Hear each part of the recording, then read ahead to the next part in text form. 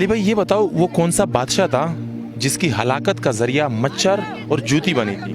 मच्छर फिरौन। फिरौन तो कह सकते हो उसको, लेकिन फिरौन नाम नहीं था उसका। फिरौन यानी वक्त का बादशाह ही था फिरौन। था वो बहुत बड़ा बादशाह। दुनिया में 4 बड़े बादशाह गुजरे जो सारी दुनिया पे एक ही छतरी के नीचे हुकूमत आई, उसमें से उसका नाम भी है। अच्छा, तो कारून। कारून को तो ज़मीन में धंसा दिया गया था। उससे पहले कारून से नमरूद। नमरूद था। नमरूद का जरिया जो था ना वो मच्छर और जूती मच्छर था, और वो मच्छर भी लंगड़ा था। लेकिन जूती और मच्छर उसका जरिया बना था हलाकत। जूती तो उसके अपने हाथ से, जो यानी कि लोगों को कहता था कि आओ जो भी आए मुझसे मिलने मुझे मेरे सर पे जूती मारे, क्योंकि उसके नाक के जरिए वो लंगड़ा मच्छर उसके दिमाग में भिनभिना रहा था, जिसकी वजह से उसकी हलाकत हो गई। हालांकि उसने शीशों की दीवारें भी लगा दी थी, लेकिन उसके बावजूद भी अल्लाह ताला का हुक्म था उस मच्छर को कि तुम इसके दिमाग में दाखिल होगे और इसकी मौत का जरिया बनोगे। बिल्कुल। अच्छा ये बताओ, नमरूद की खानदान में से वो कौन सा शख्स था कि हज़रत इब्राहीम अलैहिस्सलाम के ऊपर नमरूद के खानदान में से उसके ऊपर ईमान लाया था?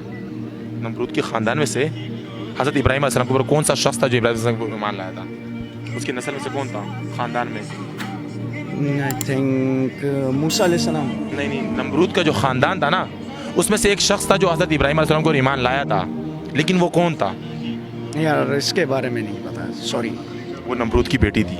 वो नमरूद की बेटी जो थी ना वो हज़रत इब्राहीम अलैहिस्सलाम को ईमान लाई। अच्छा ये बताओ, हज़रत इब्राहीम अलैहिस्सलाम के वालिद साहब अज़र कौन सी आसमानी किताब के अंदर उसका जिक्र किया गया?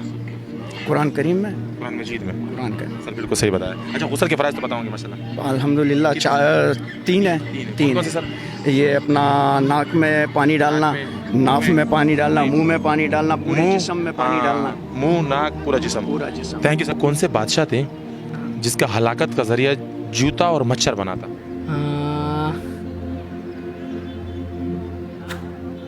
नहीं मालूम।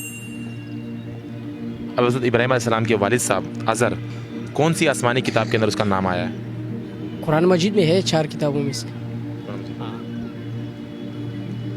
गुस्ल के फ़राइज़ तो बताओ। हाँ, कितने? गौसल के 3 फ़राइज़ हैं। कौन कौन से?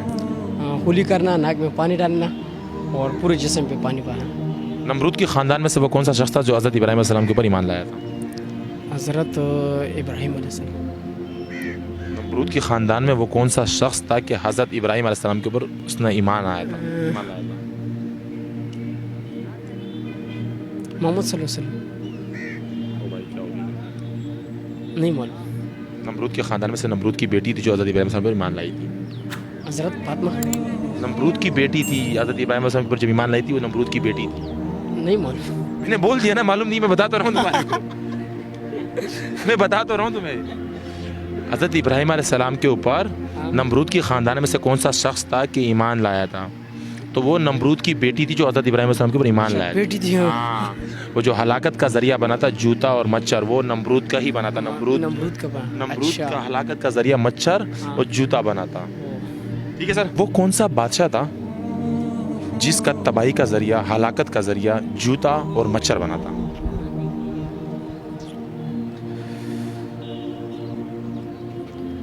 हज़रत नमरूद अलैहिस्सलाम। नमरूद अलैहिस्सलाम सलाम वो नहीं कह सकते। नमरूद हज़रत इब्राहीम अलैहिस्सलाम के दौर में जो नमरूद। हाँ, हज़रत नमरूद हज़रत नहीं कह सकते। हाँ, नमरूद।